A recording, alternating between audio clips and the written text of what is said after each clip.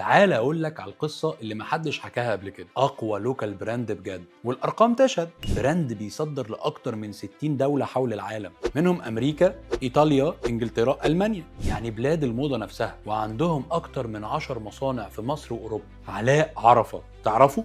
رجل اعمال مصري، بدأ من شركه قماش عائليه، بس كان عنده دماغ مش بتفكر محلي. كان شايف كده قدام عينه اوروبا من اول متر، واسس مجموعه عرفة القابضه. ولو انت ما تعرفهاش فانت فايتك كتير قوي، علشان دي من اقوى شركات الملابس الجاهزه في الشرق الاوسط وافريقيا، وبيوردوا لاشهر البراندات العالميه، وبيصنعوا لبس بمواصفات اوروبيه جوه مصر. وعشان الكلام ده يبقى رسمي، البراند المصري اللي انت تعرفه كونكريت واحد من ماركاتهم، وبيمتد في الخليج والوطن العربي بقوه. والغريب بقى انهم شغالين بصمت من غير اعلانات كتير، وسايبين النتائج بتتكلم، وهم لسه بيكبروا اكتر واكتر بخطط توسع في افريقيا والخليج. فكر فيها كده معايا، في براند مصري بيبيع في لندن، وفي ناس بتدور على تي شيرت عليه لوجو اجنبي. حابب اسمع رايك، ايه اكتر براند مصري شايف انه ممكن ينافس عالميا؟ وابعت الفيديو ده لاي حد فاكر ان الصناعه المصريه محلك سر.